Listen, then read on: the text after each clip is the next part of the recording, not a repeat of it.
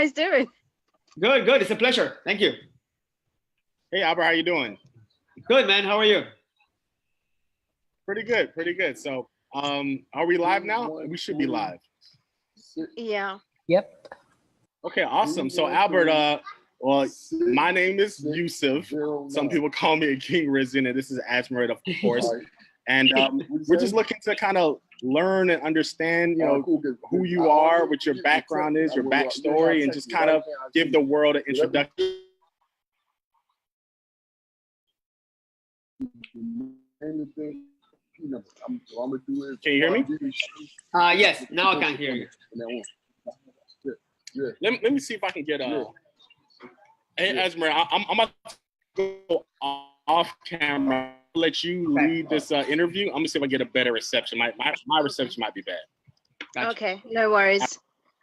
So Albert, yeah, start right from the beginning. Let us know who you are, where you're from, where you hail from. You know, everything. Just give us a flavor and a taste of who you are and what's your journey been like. What, you know, tell us a bit about yourself first. All right. So I was born in Cuba. Mm-hmm. I came to the U.S. in 1996. Mm-hmm. And I lived in Miami almost all of my life. Okay. Only in 2015, we moved to New Jersey, and we've been here since. And how was that life like? I mean, what would inform your younger years? What type of experiences have you had that, looking back from, you know, looking at the success that you had now, but going back, are there any particular areas, any particular points or, you know, moments where you look back and think, wow, I'm so glad I did that? Or is there anything that you're still, you have it as a reference point? Tell us a bit more about the, you know, story and background as to what's in the journey. I would say there have always been mentors throughout my life, and these are not formal mentors, right? These are not relationships where I say, hey, be my mentor, right? I'm talking about a sports coach, for example, right? Who earlier on played a very strong role in my life by providing guidance and leadership and ethics and work ethics. I would say, for example, much later, after I arrived in the U.S., I joined the Marines. Okay. And that was an experience. I mean, I hardly spoke English at the time. I got through. I got through the test and the basic training, but there also I had a very strong relationship with a supervisor, a sergeant, right, in the basic training, who, through his example, I learned a lot. I learned a lot about leadership, about caring for the people that work with you, and supporting them, giving them the tools to do the job, holding them accountable to it, but also caring for them. And I would say, you know, that kind of mentorship back then and even now, right, with former supervisors and bosses has definitely played a role that I look into almost on a daily basis, right? For guidance in my memory, I look for guidance in those mentors. And so English wasn't your first language. You had to learn it throughout your journey, correct? From what I understand. So in Cuba, we learn English in middle school and high school, but it's so basic. It was very, very basic. And then having immigrated into Miami, which is a very, you know, heavy Hispanic community there. Yes. Learning English living in Miami is very difficult because you can get away with speaking Spanish at most places, right? And actually, that is the common knowledge, I'll say, among you know, immigrants in Miami, that if you want to learn English properly, you need to leave the state. You need to move out, right? And along those lines, that's where I thought, okay, well, if learning English is best outside of Miami, how can I better maximize this experience, right? I could have moved to, like, I don't know, Kentucky, right, and get a job washing dishes, right? But I thought, okay, how can I move out of Miami but also add tremendous value to my experience? And that's when I thought about joining the Marines. It would take me out of Miami. It would put me right in the middle of the American culture, and I would make, you know, American friends, and hopefully travel the world a little bit. And I got all of that, really. And because I definitely feel your story. When I was reading some of the your background, I was definitely find myself nodding and agreeing and relating to some aspects. And so especially if, you know, moving to the States and seeing all the different cultures, the diversity, and knowing that you yourself, Albert, that you have a unique perspective on and experiences that you can definitely help to contribute and give value, to bring value to other people as well as yourself. So what do you feel are your personal, like, from being you know, because of you know, they say the variety is a spice of life. Like for me, I'm in London, my I'm East African, and English is not my second, it's my second language. My native language is Tigrinya, and you know, all of these different things coming into I wasn't born in the UK.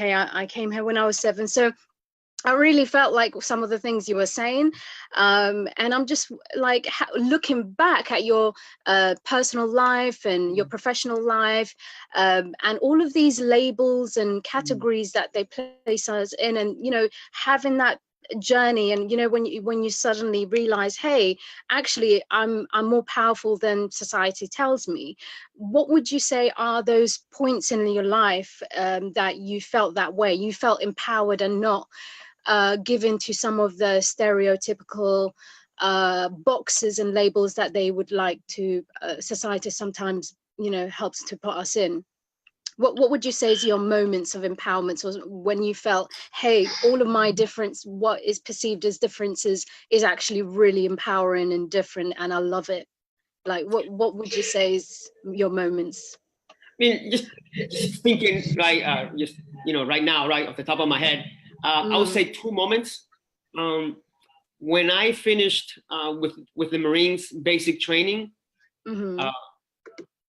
I was promoted as a matter of a merit.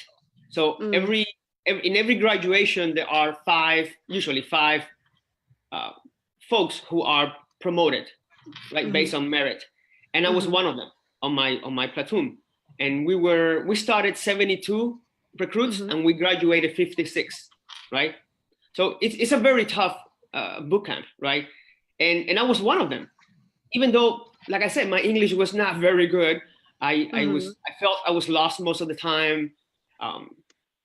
You know, a lot of times I had to recite from memory certain, you know, rules and military laws and whatnot, and because of my vocabulary, you know, restrictions, I really couldn't. But even then, I really tried hard, right? I tried very, very hard. I wanted to do this, right? I wanted to achieve this for myself. And being chosen as one of those with the meritorious promotion, it made me feel validated, right? That my hard work had paid off, right? Yeah. I would also say, also in the Marines, towards the last few months before I left, I had a colleague, and she was born in the United States. She's an American, and I was telling her how I was struggling with, you know, the day-to-day hours of work, but I was going to college at night on base, and she's like, how do you have all this energy? She said, I was born here, and I'm not trying that hard. And I remember telling her, well, that's why we come here, to try hard, to work hard, to achieve more. And you know, just having that comparison from somebody who had all the opportunities that I wish I would have had, right? Being born here, not having to overcome a second language, accent, right? And having to work that much hard because of it. Yes. It made me feel that it was, you know, I was doing the right thing. Right. Excellent. And how did you get into the blockchain space? Tell us a bit more about your professional journey as well. Well, I got started really with real estate. I've been interested in real estate since 1996. Soon after I arrived, my dad bought a small apartment, and I was curious about, you know, the ownership of property, all the paperwork that went into it, and then ever since I've taken several classes on real estate, and that was about it, right? I was not thinking about it in a professional manner. After the Marines and college, I ended up becoming a logistics analyst, and I was pretty happy with that. But I bought a home in February 2016. And after the closing, I remember thinking back on the transaction, and it wasn't a bad transaction, but it could have been smooth. It could have been, you know, more free flowing. It could have been more digital. You know, you know, folks ask me to fax them documents all the time, and I had to print documents. I had to sign documents. I had to scan them back to the person that sent them to me. So it was a very analytical, a very analog transaction. And it was very messy, I would say, right? Nothing was in one place, right? I had to get a realtor over here. I had to get a mortgage somewhere else, and an attorney elsewhere. And everything was just not in one place. So I got to thinking, well, what if I can organize this better? And I just became obsessed with the idea, right? And as I mentioned on the interview, I started with a bunch of sticky notes around my laptop of, you know, this should have been done, this should have been done, this could have been done. And then I moved those sticky notes into a whiteboard, and it just got bigger and bigger and more detail into what the home buying transaction should be like from the home buyer perspective, right? That's what I would have liked to see. I would have liked to see accurate data online. When I'm looking at homes, I would like to find that when a home says it's available, it is available, right? It's not a good feeling when you call the realtor and say, hey, I was looking at this house on 123 Maple Street, and they're like, oh yeah, it sold 2 years ago. I'm like, it's still online. Yeah. Right. And, you know, and like I said, the transaction could have been digital, right? Today, there's many tools where you can download a document, sign with your finger, and send it right back without having to print. And Mother Nature will also like that too, right? So after I began to put all this together, I thought, okay, well, maybe I have a real business here. And following that, I started gathering a team and, you know, and trying to push the idea as a real estate transaction, you know, platform. And it was late last year that I saw a video online about blockchain and smart contracts. And I'm like, that sounds like it's a good fit, right? Earlier, I had heard of blockchain, but I thought it was just too techie for me, you know, because I don't have a technical background. Yeah. And I thought, when I saw that video, I thought, this is perfect. This is a perfect match, because a lot of the qualities of blockchain and smart contracts are ideal for this streamlining of real estate transactions that we want to do. So that's how I got to it. A little late. And never too late. We're just getting started. Well, a year ago, yes. You know, but honestly, I've heard of it before. I just thought that's for tech guys. I'm not a techie. You know, that's not for me. Too technical. But watching these videos, you know, and later on, we added a team member who's able to translate, you know, the technical vocabulary into my understanding, and it's a beautiful thing, really. I think it's going to revolutionize real estate. And Aking, this would be a perfect time to join us. I know you've been patiently waiting in the background. Thank you. You're always waiting on me to check things up. Have you noticed Welcome that? back. Thank you. So for in the layman's term, like how would you explain your project and how it operates and functions on the blockchain technology? It will be a one-stop shop for buying a home, right? It's a digital ecosystem where you can find a house, and you can also hire the professionals that you need to make this transaction happen, right? At the same time, everything will be digital and held on the platform. The only thing you have to do in the analog world is go see the house, right? But contracts, agreements, reviewing documents, hiring the different professionals, all is done online. So what would separate what you're doing from like a Rocket Mortgage or something like that? So why is your project necessary? Well, this is a great example. Rocket Mortgage allows you to apply for a mortgage and get a mortgage online, right? But where is everything else? Where is the house? Where is the attorney? Where is the home inspector? Where is the moving company? Right? We're putting together everything that you, the home buyer, needs. It's not built from the professional's perspective. It's built from the user, from the home buyer's perspective. Right? You need to find a house. You need a mortgage. You need a realtor, an attorney, home inspector. But then you also need an insurance company, because most people buy home insurance, right? Or even a life insurance. There is also needs for the home for the moving company. You need handyman if you're gonna do some work on the house that you buy. No company out there is providing an all-in-one solution that is digital for the home buying experience. So how does that make you profitable? Obviously, the user pays nothing, right? That's the norm, right? But we will ask. We want the good stuff. That's what we hear. The good stuff. Show us the money.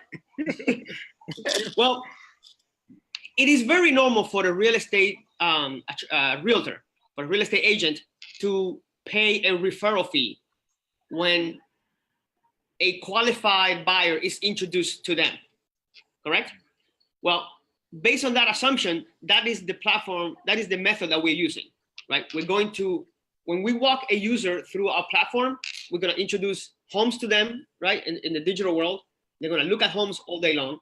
Once they're ready to move forward, they can get a mortgage also on the platform from, while, choosing from many mortgage professionals. And once they choose a mortgage, we're going to introduce them to a realtor. And we're going to ask this realtor to pay us a referral fee. That's it. So the realtor is paying a fee as they normally would have in a regular transaction. So there is not a lot of friction to the realtor, and there is no friction to the user. So for this convenience, is it cost effective for the user? Like, I understand get my mortgage, find my house, get my insurance. But for some that might argue, hey, but if I have my own realtor, maybe instead of paying a 3% fee, maybe my realtor would have gave me 1.5%. So that fee, I know rebate realtors, they're starting to become more popular for these particular transactions. So for the convenience, how cost effective compared to just transacting the normal non-blockchain world, how cost effective is it for the end user? Well, first, when you buy a home, you pay nothing to the realtor. So if the realtor is getting a percentage for his commission, it comes from the seller, right? So you as the home buyer, you don't pay the realtor. The realtor gets paid from the sellers. Right, of course. I'm sorry, can you repeat the other part? How is it convenient? Yeah, oh, I mean, so you said, what if you have your own, right? You said, what if you have your own, right? Okay, right. So we've accommodated for this because this have come up quite often, right? So let's say you go through a platform, you choose a home, you go later on, you choose a mortgage, right? And you get a mortgage. and you say, hey, Padblock, you know what? My cousin is a realtor. I want him to, do the transaction for me. Great. Invite your cousin to join Padblock as a realtor, and then you can choose him and then move forward with the rest of the process online. But we would want the transaction to take place completely on the platform. So if you have a relative or a friend who is a professional, mortgage, title, home inspector, whatever, we ask you to invite them to join the platform, and then you can choose them when it comes to that stage. So in that instance, his cousin would then have to pay you guys a fee for operating on your platform. Only the realtor. Only the realtor. Yeah, of course, the realtor. Correct. Gotcha. Correct. So but they would have paid that fee either way, right? I mean, not either way, but it's a normal fee to pay if you as a realtor, if you receive a lead, like a referral that is pre-qualified, usually there is a referral fee. Yes. So what are you guys doing as far as like contacting, communicating your benefits and services to other realtors, to consumers?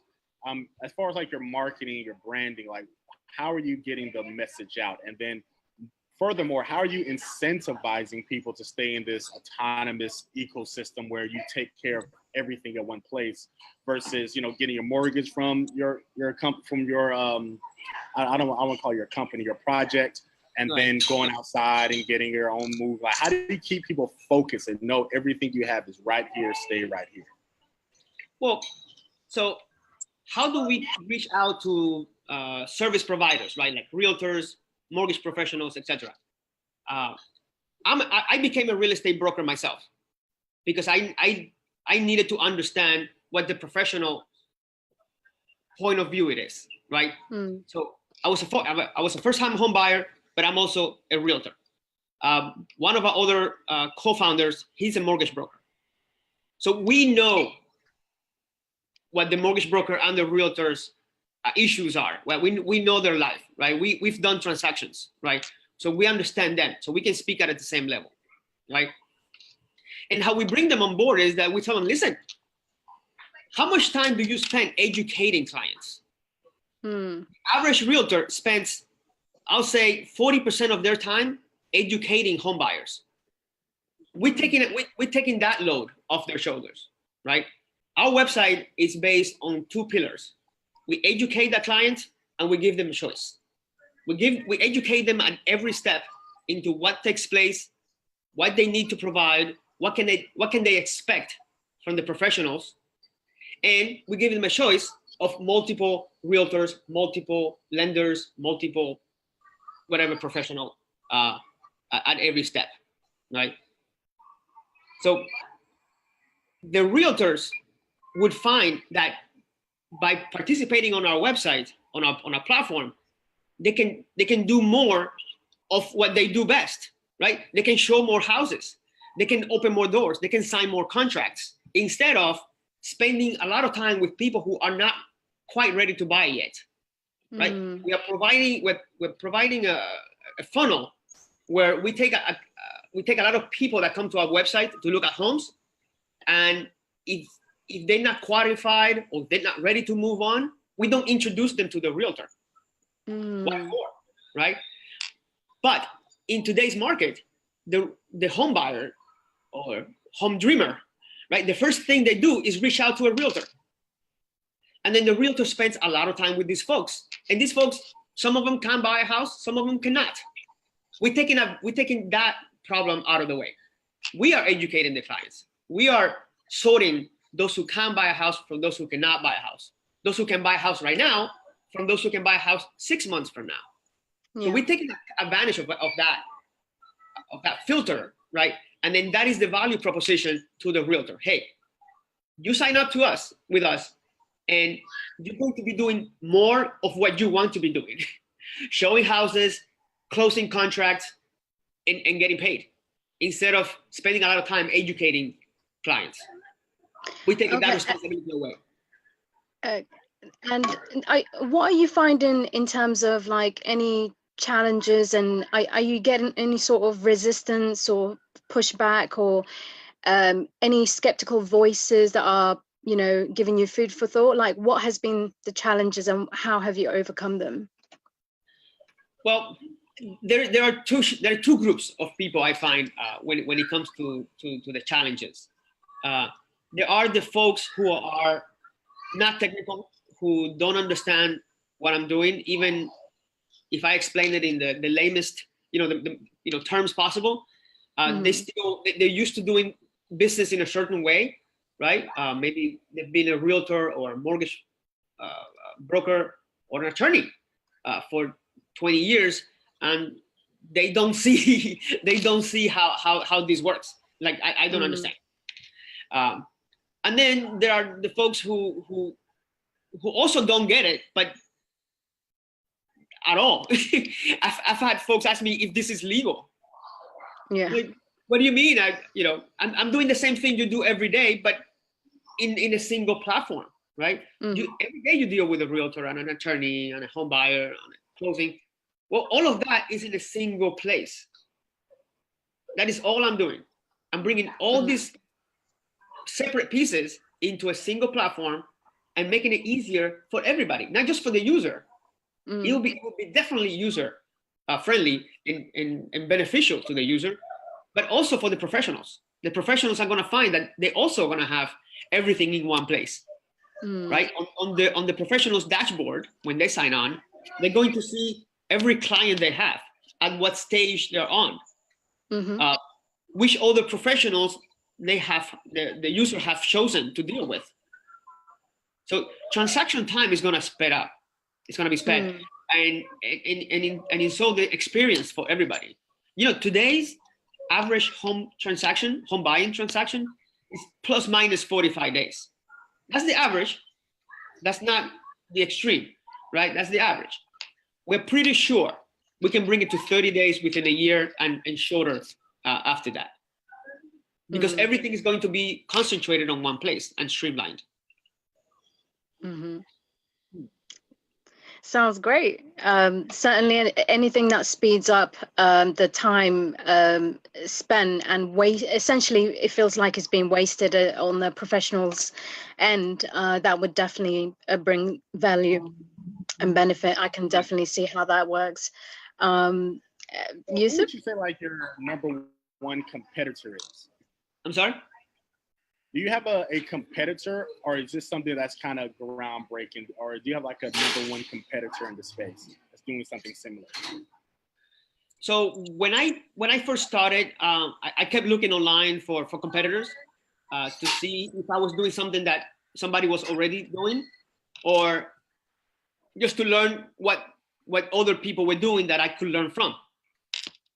And so I found a few competitors. For example, there is Shelter Zoom. They are based in Boston, I believe. They are a blockchain real estate company, but they don't do everything we do. They just do the real estate portion, and then they partner with different legacy real estate offices like Remax or Century 21. So it is a portion of the transaction. There is also Really. They are in San Francisco, and I believe they recently expanded to LA. They have a very user-friendly website. You can go out there and you can find a home. You can you can get a realtor really fast, and you get a refund, right? You mentioned earlier about the refunds being very big recently on home buying.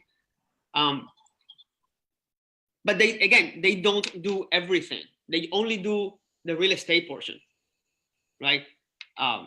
Honestly, I haven't seen anybody yet who is willing. Maybe it's a lot of work, right? We can tell from our experience, but there is no one out there really bringing the entire transaction, soups to nuts, into a single place.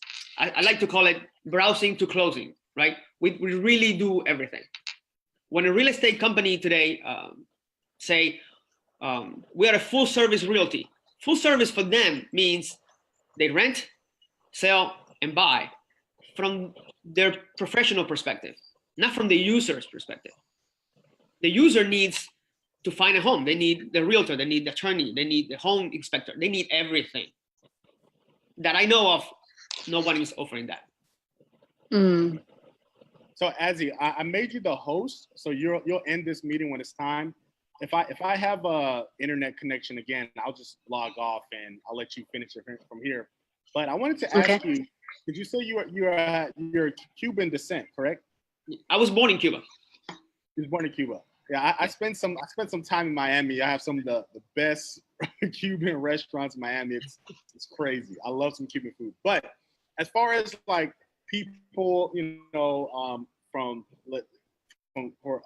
Hispanics, Latin America, Cubans in this country, like how important do you think home ownership? Is that something that you discuss often with your family, neighbors, as far as being homeowners, landowners in this country?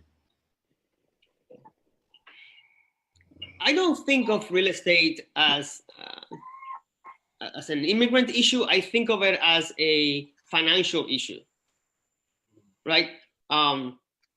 You can buy a home, and 5 years later, it's worth X number of $1,000s more, right?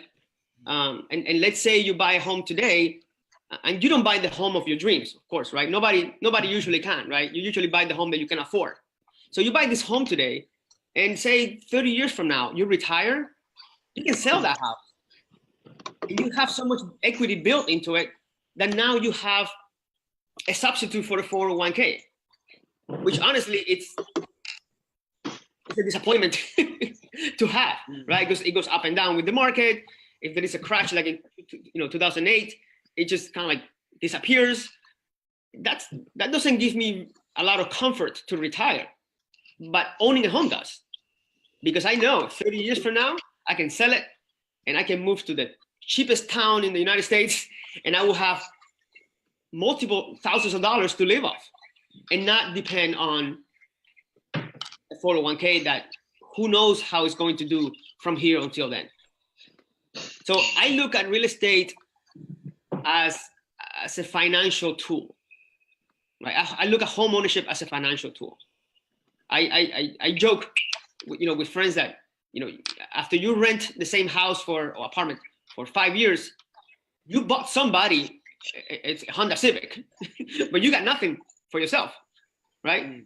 If you buy a home and 5 years later you decide to sell it, you may not make $100,000, but you'll make some money, right? And if the market is bad, because somebody have brought this up, well, what if the market, drops again like before? Well, hold on, right? Everybody whose house lost value in 2008, those values have recovered fully by now. So real estate is not a, get rich quick. It's a get rich for sure, but later. Mm. So it is a retirement, it is a financial tool, the way I look at it. Mm. And in terms of the broader picture where we are in the blockchain space, what are your thoughts? Because you're tackling such a big area, and you are going and looking at the inefficiencies in the market. And how do you see in the larger scope, in the where we are right now at the place and time?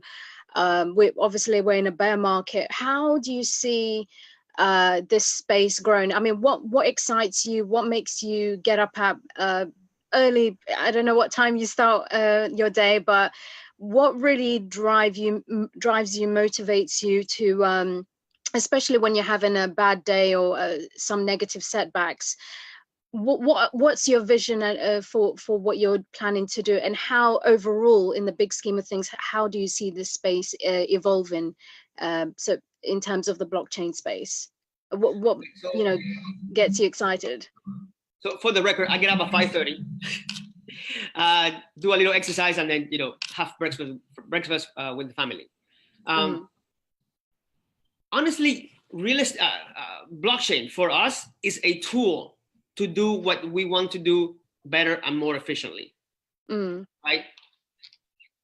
and we are not planning to do an ICO anytime in the future. Okay. That's not in our horizon. For us, it's blockchain, it's smart contracts, and taking advantage of all the benefits of this tool, right? Which would allow us to speed transactions. It would allow us to add transparency to the vendors and the transaction itself. So what I'm trying to say is that we're not a blockchain company. We're using blockchain as a tool to make our value prop stronger and better. Mm. We are looking forward, though, to the future of what blockchain would develop and smart contract would develop into. And the fact that we are starting sort of early, right, into the blockchain life of this technology life cycle, it would allow us to grow with it. So we will grow with blockchain, right? And any advance that the technology makes that we can implement to our business, we will.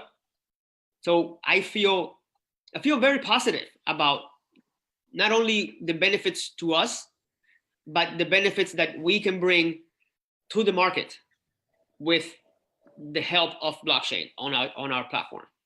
Mm. What excites me? Yeah. I mean, I honestly, I just want more young people to buy homes.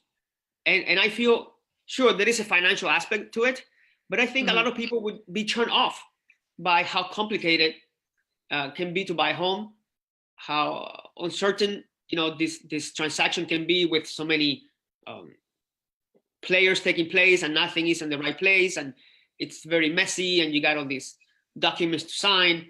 It's 2018. If somebody asks you to fax something, I mean, I haven't seen a fax in years. No, right. I mean, so that can be a turn off, right? All right. So my vision is that a lot of, just see more people buying homes. And if they want to rent, that's what they want to do. That's great, right? But be conscious that the opportunity to buy a home can be had and it can be simplified in our platform for you to benefit financially. And, and like I said, if you want to rent, that's good. That's fine, right? But we want to provide everyone the opportunity to learn of the benefits of buying a home and make it easier for them to do so. And what I was wondering as well is what, so we saw what happened with 2008, the impact, the subprime lending, the impact it had on the financial, in fact, the worldwide financial system. And what's interesting is that the securitization aspect of it and how it got repackaged so many times, no one knew how bad it was. So literally the whole world, one way or another, got affected. And I was wondering, okay, so you have the traditional space and then you have the blockchain space. In terms of real estate on the blockchain, what would you say? Okay, I know there's no guarantees and no protection or anything like that, but what can the blockchain space, in your opinion, help to do that would help to insulate some or perhaps prevent some of the issues, catastrophe, even to the point where people were left homeless and jobless and so on? What can the blockchain space do to help either minimize that, prevent that, or eliminate that? Whereas the traditional space perhaps may not have either the tools or there's egos in the way or something, but what can the blockchain space do better than the traditional space to try and negate some of the massive problems that we've seen on a worldwide scale on that, in terms of all these different types of not only the loans, but the home ownership aspect of it and the securitization aspect? What's your opinion on that? Well, so far we are playing on the retail real estate, right? We're not working with investors of scale, not yet. We're planning to roll something like that later on. I would say that I've heard enough conversations. I've heard enough conversations with folks in the real estate industry and the mortgage side who believe that the implementation of blockchain will help reduce some of those issues by adding clarity and transparency to transactions. Now, mortgage financing and you know, big bank lending, it's really not my forte, so I'm not able to speak of that. But I can say from a home buyer perspective myself, and some of my relatives who bought homes before the 2008 financial crisis, I think we've had the experience. We know that this can happen, because the thought before it was that, oh, this is America. This can never happen here, but it happened, right? And that experience, plus the recovery that we've had, I think allows a lot of us to feel confident that you buy a home today, and if 5 years from now, Wall Street does what they need to do, and there is a financial crisis again, and your home value drops by half, by a quarter, by 90%, right? Well, you still got to live somewhere, right? So just keep paying your mortgage and just wait for the market to recover, because it happened already. It happened once before. So if it happens again, there is always confidence that this market will recover. It may take a couple of years, it may take 5 years, 8 years, but it will happen again. So I am confident that the experience, more than anything, has taught home buyers that yes, it can be scary, but there is a shiny light at the end of the tunnel, right? But again, like I said, I cannot speak for how in detail how can the mortgage industry can benefit from blockchain. Now, I'm going to ask one last question, and I'm going to exit Asmer, because I think my connection is a little weak, so I don't want to disrupt this very important interview. But my last question would be for you, Albert, is I know you mentioned getting more young people into home ownership positions for retirement, so on and so forth. Would you care to take a stab at what you would suggest for, you know, a 19-year-old, 20-year-old, 22-year-old listening to this, how to plan and prepare to get themselves in a position for home ownership? That's my first question. And my second question would be for the people that do not qualify, that apply for loans through your system, they get turned down. Do you have a solution for them, or is it just kind of like, here's the back door, come back whenever you're ready? Okay.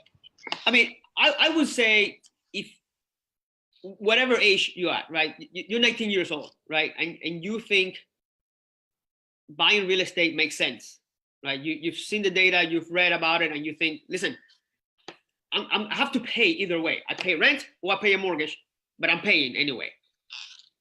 Go for it. Buy a house. Perhaps you cannot afford what you want, right? Which is always the question. Well, buy what you can afford. Don't buy what you want, buy what you can afford. And you can always trade up. Your income goes up, you buy something bigger. You suddenly have a partner in your life. Now you have two incomes. There you go. Now you can upgrade, right? But there is always a choice. I know a guy who buys a house, I'll say every 3 to 5 years. And he is the example of what, not to make an excuse of, oh, I'm flexible to move around. This guy moves from Miami to Chicago to Minnesota, back to Miami. And every time he changes jobs, he sells his current house and buys a new one, because he refuses to pay rent. So I've heard this excuse many times. Well, I want to be flexible. I want to be able to move around. Well, sell your house, right? You buy a house, you accepted a job elsewhere. Well, plan in advance, sell the house, move to the new place, and buy a new house. So I say, again, buy the house that you can afford, where you can afford it, right? I mean, I want to live in downtown too, but I can't afford to live in the suburbs. I got a small house. That's what I can't afford. Not what I want, but this is what I can afford. So this is what I buy. Now, when it comes to, say, a user comes through the website, through the platform, they look at several homes, they're ready to buy a home, they apply for a mortgage, they get turned down for whatever reason. Well, whenever a user gets turned down, we're going to introduce them to a host of choices. We're going to introduce them to Credit Karma, so they can track their credit and improve it if possible. We're going to introduce them to Capital One, who is one of those companies that will give you a credit card and allows you to build credit rather easily. And we're also going to introduce them to credit repair companies who can coach you into a better credit situation. And then hopefully you'll come back a few months, 6 months, 9 months later, and we can help you buy a house. And on top of that, do you see yourself in terms of the vision for the project, do you see yourself expanding even further? So let's say interior designing, even if you have no experience, would you be able to facilitate and work as a connector of, Absolutely. And you can sort and filter the highest quality to the budget friendly for different, people's tastes and, preferences? Absolutely. So towards the end of the home buying transaction, we're going to introduce you to moving companies, right? Because you need to move now, right? You need to hire a mover. We're going to introduce you to interior designers. We're going to introduce handyman, right? If you want to redo the floors or paint the house. We're going to introduce all host of services and professionals that you are likely to use. If you don't want to use them, that's fine. We're just going to introduce the resources to you because we want to have everything on one place, right? So if you say, hey, listen, I don't need a home interior designer, skip. But I do need somebody to cut the grass in the garden because I don't want to do it. Well, we'll introduce some for you, right? And how this is going to work is that we are vetting all these professionals before we load them to the website. And we're going to have a rating system. So they're going to be rated 1 through 5 stars. And you will be able to make your choice based, one, on their profile, but also based on their star rating from previous users. And also in terms of going into, do you ever foresee yourself going into different industries as well, not just real estate? Would you like to expand elsewhere in the blockchain as well? I think real estate is huge. We are deploying first the home buyer platform, and following, we probably are going to look into the commercial real estate, right? What investors, small time investors, where they can buy multiple apartments, in a fourplex, for example, right, or 3 units. We're probably going to expand there, and hopefully then start looking internationally once we've gone nationwide. Sounds good. And that, as I mentioned a little bit earlier as well, we are in a bear market. If anyone has been hiding behind underneath a rock or something, no idea. Or if they're brand new coming into the space, have absolutely no idea. What I love about your story is that you literally had to work so hard to get to where you are, but also you've had good people coming into your life and give you tips and pointers and guidance here and there, and mentors certainly help. What's your advice for someone who's scared of the market, scared of what's going on? They think blockchain or cryptos may be a scam, or that it's short-lived, and they may hear your story and get a sense of hope and inspiration. But what is that push? What do you think is that real source, that thing that will get them excited, that they can really see themselves in it, and give them courage to take that first step? And especially if they have dreams or ideas just as like yours, perhaps it's a problem they've noticed that they could solve, but they just don't know where to start. What's your advice? What do you think has really engaged people, especially for you? What do you think is that they need to hear? Well, first, everyone needs to realize that blockchain is a real technology, and it's here to stay.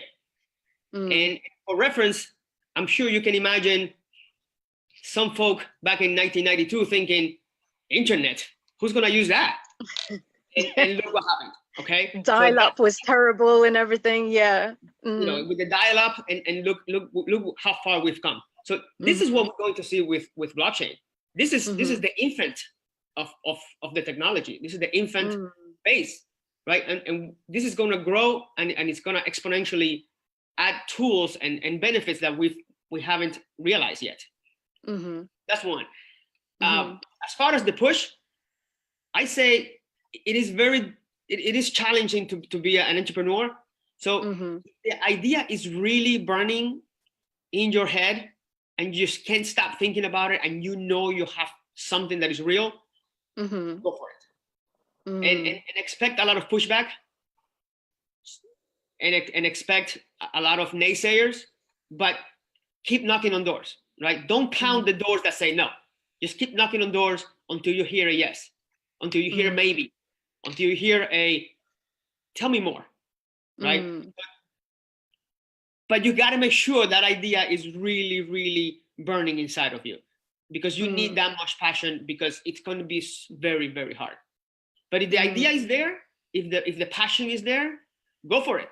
The technology is there, and as it develops further, we will see how much more value we can take from it, right? And I believe of thinking of building the idea first and using the technology to make it better, not use the technology and then figure out what to do with it, right?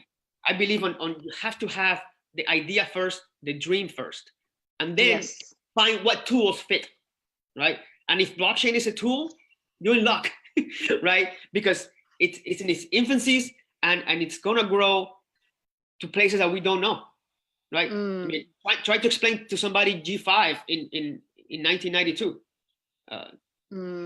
They wouldn't understand how fast communication could have been in a handheld mobile phone with applications, and that's a conversation you cannot have with somebody in 1992.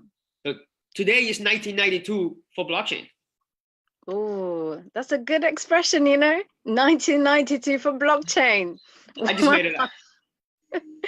That is so serious, because if some of us who remember, we won't obviously, that because everyone has different stages where they've learned about something, so that momentous, because we see how it wasn't just the internet, was it? It was also the evolution of mobile phones. We had those brick phones, we had the banana slide phones, all types, and now all our gadgets, we do everything on them, and it's crazy the development in such a short period of time, the compression that's happened. So I'm wondering, for the real estate, the thing is, as well as I'm so glad you mentioned that it's not just a financial transaction. For a lot of people, emotions are involved, especially as a first-time buyer. This is really the milestone of your life, and one of your biggest milestones, and ownership gives you a sense of pride, right? So and also people that are renting, the next step up, that aspirational, like the American dream is not just the American dream, it's actually the Cuban dream, the British dream, the African dream. Everyone, exactly, everyone can relate. So how do you feel like, especially we know with the technology adoption cycle, we need a lot of patience and so on, but if there's people that are impatient and they don't want to wait, like what can they do now to start preparing and having that bigger picture? What can people do into not just getting the blockchain, but in terms of mindset? What can people do? What would be your advice on that? Any particular quotes or stories that you can give us to, I don't know, feel like we can do it, Well, I'll say that at least in the US, there is a lot of support from the government. There's a lot of government programs that allow the home buyer to realize their dream and buy a home. So at least in the US, we have the FHA programs where you can buy a home with as little as 3.5% down payment. That's a very small amount of money. It is money. It is a lot of money, but it's 3.5%, right? It's an acceptable point of entry into buying a home. Now, nobody has perfect credit, especially not after 2008. Everybody had issues. A lot of people lost their homes, lost jobs, cars. They went delinquent on the student loans for a few months, right? It happened. So do not be shy about this. Even if you have had a bankruptcy, you can still buy a home. There are different programs for different folks, right? And that's why the conversation needs to be honest, and it needs to be with a professional who is highly rated, right? And well developed into their job, right? So that they can explore the different programs available, so that they can find a loan that fits your needs, right? Somebody that has, like I said, a bankruptcy, there is a program for that. You had challenges in the back with payments, they can help you, right? Perhaps the solution is to wait a few more months. Perhaps the solution is to, I don't know, get rid of 2 credit cards and consolidate into 1. Whatever, right? My point is, there are a lot of options. If you want to buy a home, there are a lot of options for you. So no one should be discouraged to speak to a professional and to understand what is their situation, right? So the way we've structured our platform is that we show you as many homes as you want to see, and once you're ready to buy, the first thing we do is introduce you to a mortgage broker, because you need to know if you qualify to buy a home or not, right? There is no point on visiting in homes and talking to a realtor, because you don't know if you qualify yet. Right? I compare this to going to a restaurant, sitting down on the table and looking at the menu without checking if you have your wallet. Right? You need to know if you have money first. If you want to buy a house, you want to make that make that milestone in your life. Go through the service, meet a mortgage professional, so that they can help you find the right loan for your situation. Perfect. And where can we reach you? Where can we see your website? What's the info? Where can we follow you at? Well, I shared on the article the Facebook account. I have Twitter, Instagram. I mean, I LinkedIn. I am as available as possible. I know a lot of people have questions. Is that Padblock? Well, and Padblock.io, we have right now a landing page, as we are currently on a seed round of capital. We're raising capital right now so that we can properly build the platform. So if you go to Padblock.io, you will see our landing page, where we provide you basic information about our company, and we provide you with a video that can show you how we plan to offer our services. Okay, so we can get the updates on the Padblock's Facebook page, Instagram, Twitter, and LinkedIn? Correct. Okay, perfect. Well, thank you so much, Albert. And I know, in my opinion, real estate is got so many challenges that would certainly help if there's solutions like yours and the value propositions that you offer for different stakeholders. And I feel that this may be the one to crack it. And I know from speaking to my friends and family, and also my former colleagues as well, when I was working in the corporate space, that one of the biggest challenges that they've had was climbing up that ladder, that property ladder. And every age group, every different backgrounds, they all have different challenges. Some of them first-time buyers. Some of them are downsizing after their children's left the nest. So they all have different challenges, and no one size doesn't fit all. And also the ability for some people to go into properties with the vision to extend and build like conservatories or gardens or whatever. So it's really to do with individual dreams and visions, and encourage that aspirational aspect. And it's such a momentous part of anyone's life. So I definitely see the efficiencies of the blockchain space marrying together with the real estate, and I can definitely, from my opinion, I can see where this is going to be successful. So congratulations on your endeavors.